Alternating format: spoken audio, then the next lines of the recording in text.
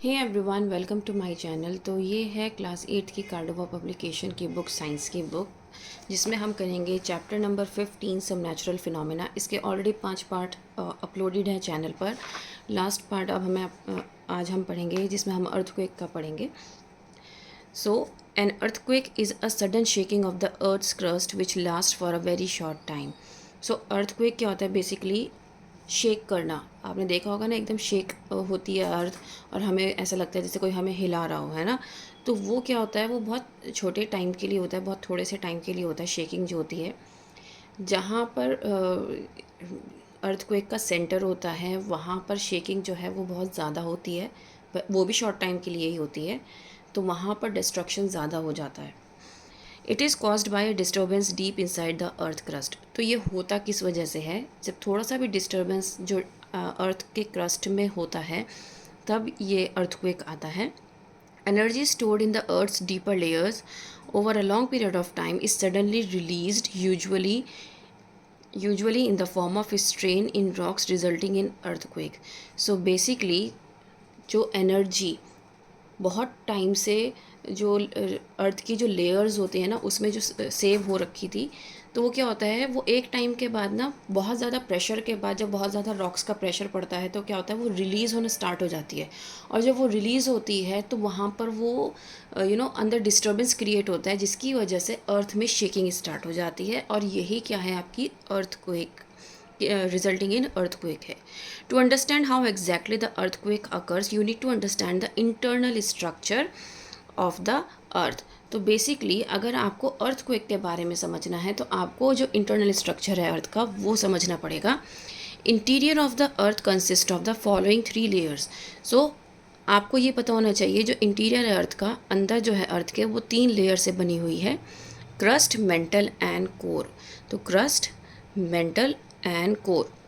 तो crust outer part है, mental उसका बीच का पार्ट है, और कोर जो है वो सबसे अंदर का पार्ट है, जिसमें आउटर और इनर 2 तरह के कोर हैं।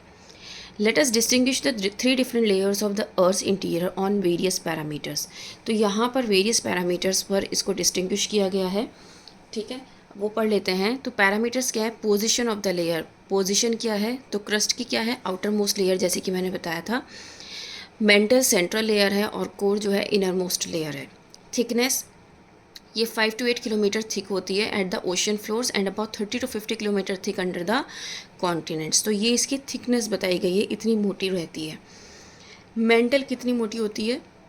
It extends up to the depth of about 2900 kilometre from the base of the crust. It is about 2830 to 2890 kilometre thick, varying from place to place. So basically ये क्या given है? Thickness given है, जो कि important है। ये table बहुत ज़्यादा इंपॉर्टेंट है, क्योंकि इसमें आपको बताया गया है कि अर्थ की जो तीनों लेयर्स हैं उसके उनमें क्या डिफरेंस है। हम बाहर वाले को क्रस्ट क्यों बोलते हैं, हम अंदर वाले को मेंटल क्यों बोलते हैं, और जो लास्ट वाला है उसको हम कोर क्यों बोलते हैं, ठीक है। अब जो हमारी अंदर वाली लेयर है वो 6360 किलोमीटर डीप है, और थिक कितनी है? 3400 किलोमीटर। कंपोजिशन किससे मिलकर बना है? ये रॉक से और लाइटर सब्सटेंस से मिलकर बना है। ये रॉक आयरन और मैग्नीशियम से मिलकर बना है, और ये आयरन और निकल से मिलकर बना है। क्रस्ट सॉलिड होता है। मेंटल कैसा होता है? Due to high pressure, the mantle rocks are in the solid state. However, in the inner layers, rocks are in the molten state. तो molten state कैसी होती है? जैसे आपने कोल टार देखा होगा, जिससे सड़कें बनाई जाती हैं, रोड बनाई जाती है, तो वो ना थिक होता है, लेकिन प्रॉपरली लिक्विड भी नहीं होता है ना।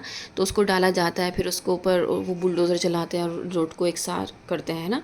आपने वो अगर देखा हो कभी भी, तो वो क्या होता है? वो मोल्टन स्टेट होती है, ठीक है। ना ही वो लिक्विड होती है और ना ही वो सॉलिड होती है, तो that is known as molten state. तो हाई प्रेशर की वजह से मोल्टन मेंटल रॉक्स जो होते हैं वो सॉलिड होते हैं, लेकिन जो इनर पार्ट होता है उसका वो कैसा होता है? मोल्टन स्टेट में होता है। अब जो कोर है, कोर हमने 2 तरह की पढ़ी थी, आउटर और इनर कोर। जो आउटर कोर होगी वो आपकी मोल्टन फॉर्म में होगी, जो इनर कोर होगी वो सॉलिड बॉल की फॉर्म में होगी, ठीक है। Now causes of earthquake. Earthquake किस वजह से होता है? Main cause of earthquake are movement of the tectonic plates. ये आपने हमेशा सुना होगा कि टेक्टोनिक प्लेट्स के मूवमेंट की वजह से ही क्या होता है? अर्थक्वेक होता है। वॉल्केनिक इरप्शन की वजह से भी होता है, कई बार डिसलोकेशन हो जाता है या फिर क्रस्ट में कोई प्रॉब्लम आ जाती है, फॉल्स हो जाते हैं, जिसकी वजह से क्या होता है, अर्थक्वेक कॉज होता है। अंडरग्राउंड न्यूक्लियर एक्सप्लोजन, कोई अंडरग्राउंड न्यूक्लियर एक्सप्लोजन हो रहा है जिसकी वजह से क्या हो रहा है, अर्थक्वेक क्रिएट होता है। तो अब हम इसको हर एक चीज़ को अलग से डिटेल में पढ़ेंगे। Movement of tectonic plates. Surface of the earth is not one continuous piece but it is broken into many large pieces called tectonic plates. तो जो हमारी सरफेस है अर्थ की, वो सिर्फ पूरे एक पीस में नहीं बनी हुई है, क्योंकि इतनी बड़ी अर्थ है, पूरी एक पीस में नहीं बनी हुई है।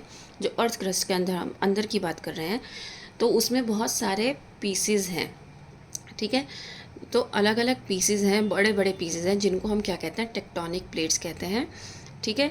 ये किस तरीके से होते हैं, जिक्स ऑफ ब्लॉक्स की तरह होते हैं, ठीक है। दैट फिट टुगेदर, मतलब कैसे एक एक दूसरे के साथ क्या हो जाए, फिट हो जाएं। जैसे कि आपके गेम्स भी होते हैं ना, ब्लॉक गेम्स होते हैं, तो वो एक दूसरे के साथ फिट हो जाते हैं, तो इसी तरीके का पैटर्न होता है। The world is divided into 7 large tectonic plates and several smaller plates.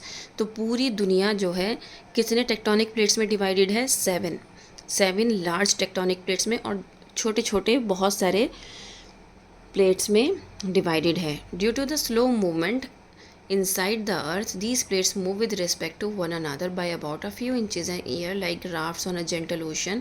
While this may seem very small, the magnitude of energy developed by the small movement is enormous.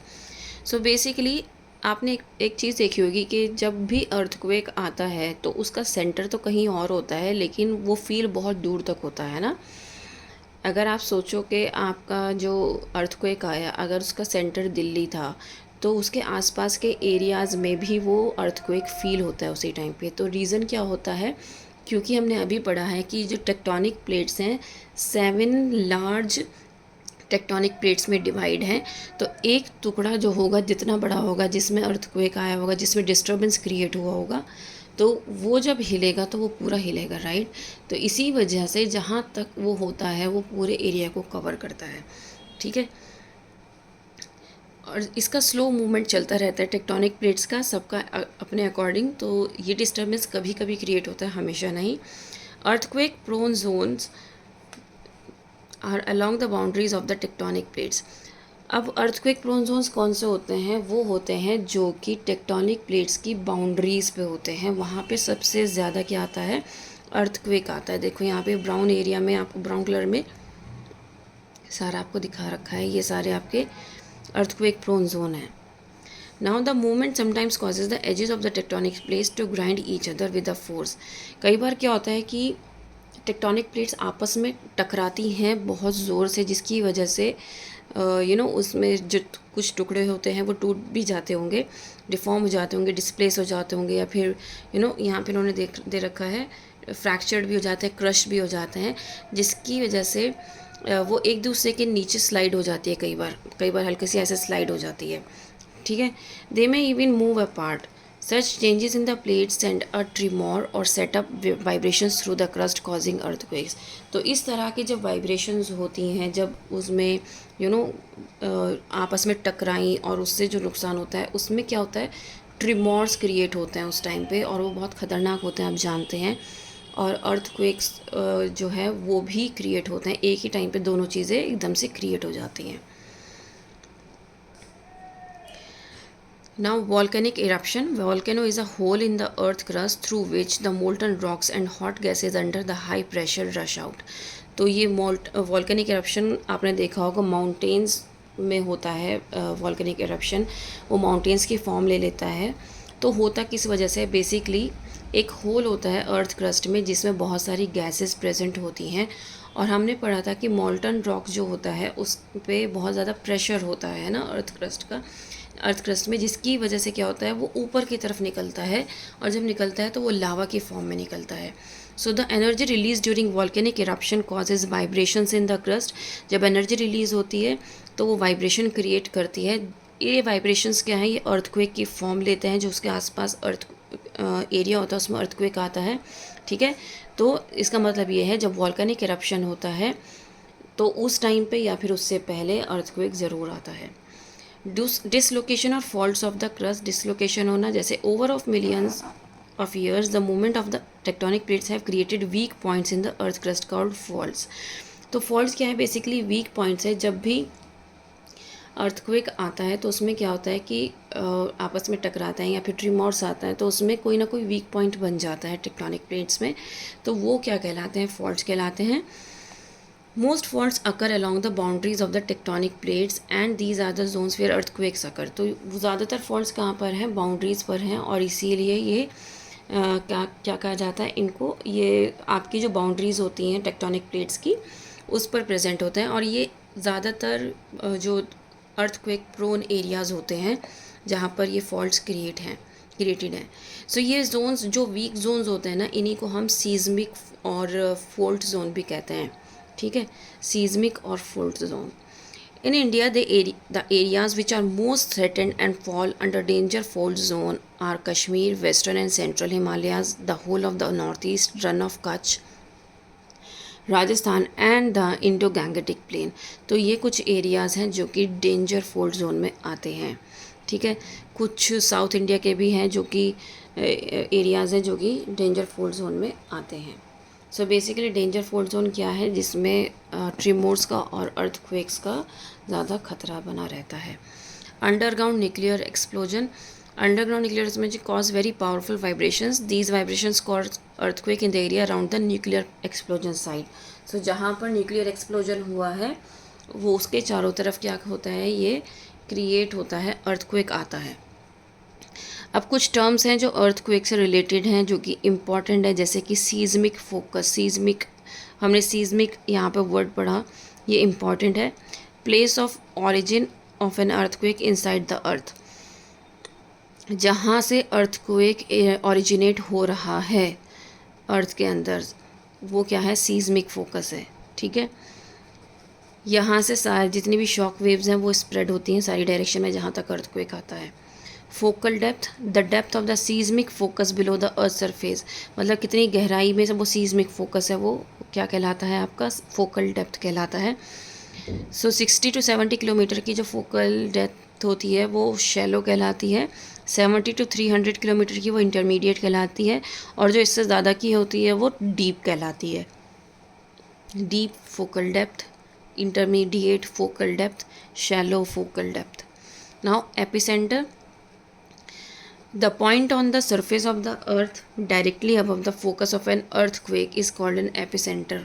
वो पॉइंट अर्थ की surface पर जो कि earthquake focus point पर है, मतलब यहाँ से अर्थक्वेक क्रिएट होगा। जैसे कि सीज़मिक वाला जो पॉइंट है, सीज़मिक फोकस है, उसके ऊपर वाला जो अर्थ सरफेस पे जो पॉइंट है वो क्या कहलाता है, एपिसेंटर कहलाता है।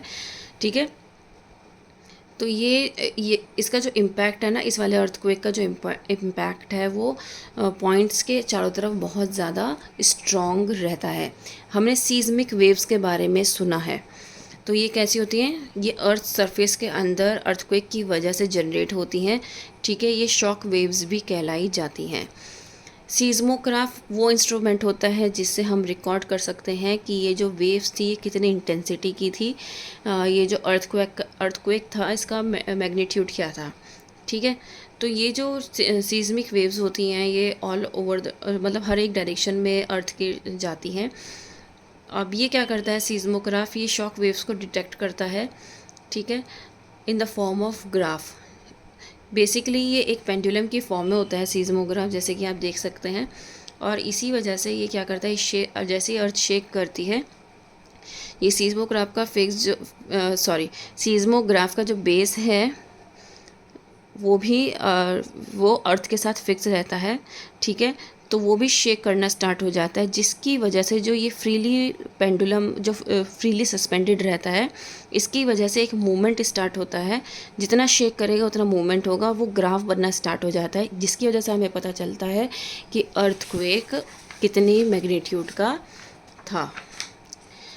A pan is attached below the pendulum under which is a fixed roller with a graph paper. Since the graph paper on the rotating drum shakes with the shaking of the earth, the pen attached to the suspended bob draws the vibration produced by earthquake on the graph paper. So basically यही मैंने समझाया, लेकिन वो graph पे आएगा कैसे ये सोचने वाली बात थी। तो उसके साथ क्या है, उसके साथ एक पेन अटैच्ड रहता है बॉब के साथ, जिसकी वजह से जैसे जैसे पेंडुलम मूव करता है उसके साथ साथ पेंसिल भी मूव करती है और वो ग्राफ की फॉर्म में वो पेपर पे रिकॉर्ड हो जाता है। नेक्स्ट टर्म है seismogram, graphical record of the intensity of the seismic waves, इसको कहते हैं सीज़मोग्राम। जब ग्राफिकल रिकॉर्ड हम रिकॉर्डिंग कर रहे हैं, मतलब वो सीज़मोग्राफ से हम क्या कर रहे हैं, उस इंस्ट्रूमेंट से जब हम कोई भी रिकॉर्डिंग ले रहे हैं कि भाई वो कितनी इंटेंसिटी का था, वो क्या कहलाता है, सीज़मोग्राम कहलाता है। रिक्टर स्केल मैग्नीट्यूड बताता है कि अर्थक्वेक कितनी मैग्नीट्यूड का था। सो मैग्नीट्यूड ऑफ अर्थक्वेक क्या है, वो एम्पलीट्यूड बताता है कि कितनी सीज़मिक वेव्स की क्या एम्पलीट्यूड थी। Richter scale is best known scale for measuring the magnitude of the earthquake. तो रिक्टर स्केल क्या है, बेस्ट नोन स्केल है जो कि मैग्नीट्यूड बताता है अर्थक्वेक के। रिक्टर स्केल किसके बेस पे नाम रखा गया है, चार्ल्स एफ रिक्टर के। तो बेसिकली इन्होंने, चार्ल्स एफ रिक्टर ने ही इसको डिस्कवर किया था। Range of Richter scale is from 0 to 10। तो 0 to 10 की रेंज रहती है। जैसे आपने सुना होगा कई बार कि 6.5 इंटेंसिटी का अर्थक्वेक था, मैग्नीट्यूड का 5 मैग्नीट्यूड का अर्थक्वेक था। तो हम इस तरीके से जब सुनते हैं तो वो हमें कहाँ से पता चलता है, वो हमें पता चलता है कि उस सीज़मिक वेव्स की क्या इंटेंसिटी थी, किस इंटेंसिटी के साथ वो मूव कर रहे थे, उसके बेस पे हमें मैग्नीट्यूड पता चलता है। The scale is logarithmic, that is a change in the value of the scale by 1 corresponds to 10 times change in the energy associated with the earthquake. For example, an earthquake of 5 magnitude is 10 times more powerful than the earthquake of 4 magnitude. तो अगर 5 magnitude है तो that means वो 4 से 10 times ज़्यादा है। तो इस बेस पे ये क्या बना है, स्केल बनाया गया है। 5 is 100 times more powerful than the earthquake of 3 magnitude। तो इस तरीके से इन्होंने डिफ़ाइन किया है कि किस तरीके से कौन सा जो रिक्टर स्केल है वो किस तरीके से आपको चेक करना है कि किस तरीके इसकी जो इंटेंसिटी थी, इसका जो मैग्नीट्यूड था पर्टिकुलर अर्थक्वेक का, वो कितना हाई था कितना लो था। अब हम इसके मल्टीपल चॉइस क्वेश्चंस कर लेते हैं। Trees get burn due to, तो लाइटनिंग की वजह से बर्न होते हैं। Movement of the tectonic plates leads to earthquake. A place of origin of an earthquake inside the earth is called seismic focus. Graphical record of the intensity of seismic waves is called seismogram. ठीक है, तो ये आपका मैंने एक part complete करा दिया है। अब हमारा होगा डैमेजिंग इफेक्ट्स ऑफ अर्थक्वेक, जो कि हम नेक्स्ट वीडियो में करेंगे। उम्मीद करती हूँ इतना आपको समझ में आया होगा। Please like share and subscribe. That's all, thank you.